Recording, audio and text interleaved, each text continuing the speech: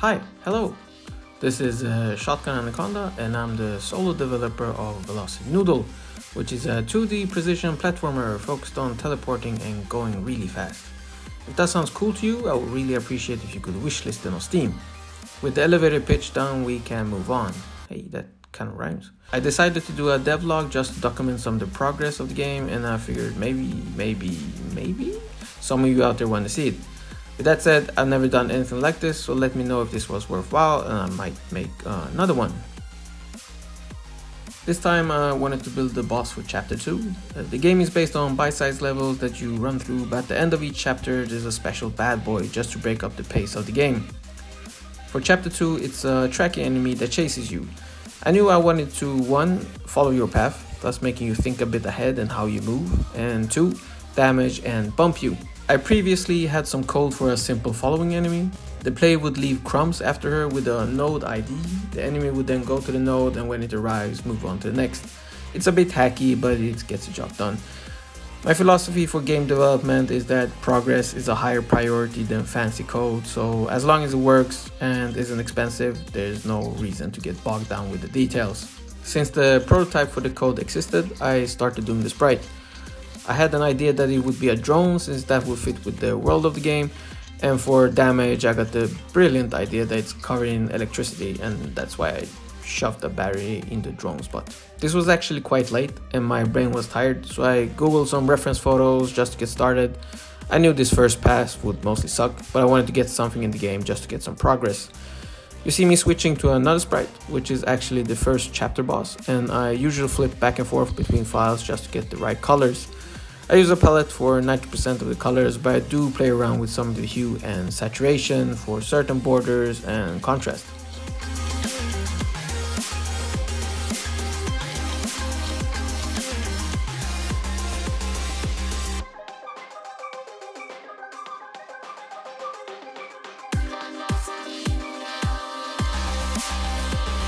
With some quick animation, I switch over to Clickteam Fusion, which is my engine of choice to import a sprite sheet.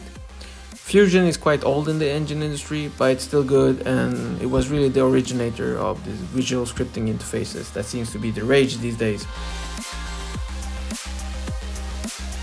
I import the sprite and quickly set up some events to make it follow the invisible game object.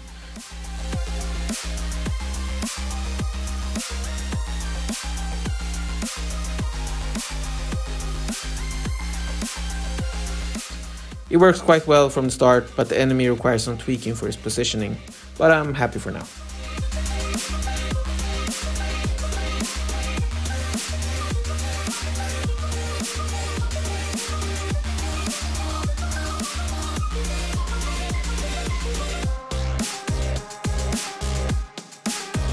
So this is day 2 and I come back and I decide that this bug looking drone really looks like poop.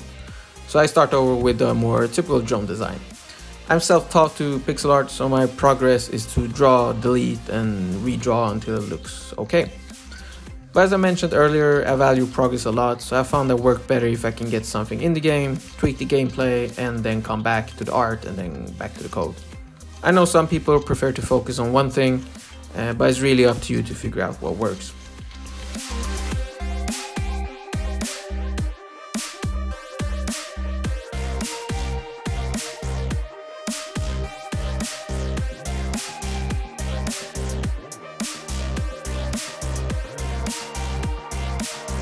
I do some animation of the arms and body to make it have motion, and I do this by deciding what the core part of the object is, and then everything else is delayed by a frame or two just to get some fluid movement.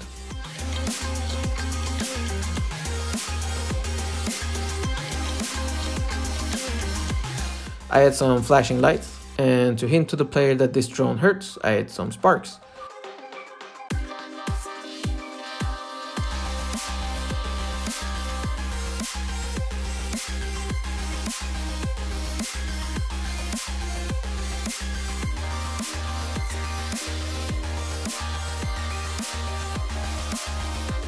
And in this stage I flip back and forth between Aseprite and Fusion to see how it looks in the game.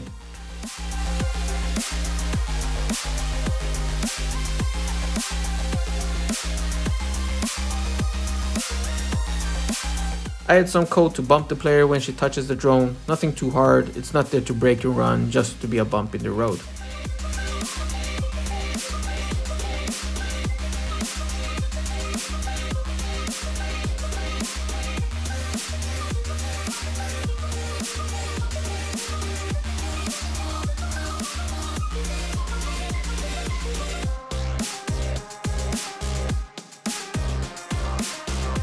Last step is to add an ending to the level. When the player hits a trigger in the end, I simply make the drone go boom boom, add a short explosion animation and import it.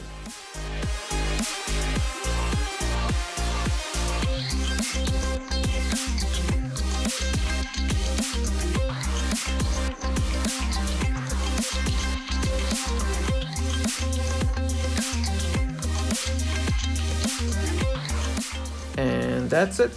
I'm quite happy with it. I will probably come back to the sprite when I polish it before release, but right now it's fulfilling the 2 goals we had for it and it looks good. And with that we have reached the end of this development log. Let me know in the comments what could be improved and if you liked it. And if you're interested in Velocity Noodle, you can wishlist it on Steam. That helps an indie developer a lot since it shows Steam that people are interested in it and it spreads it to more people. Wishlisting is free and I'll leave a link down below. You can find me on Twitter, so drop by and I'll see you next time.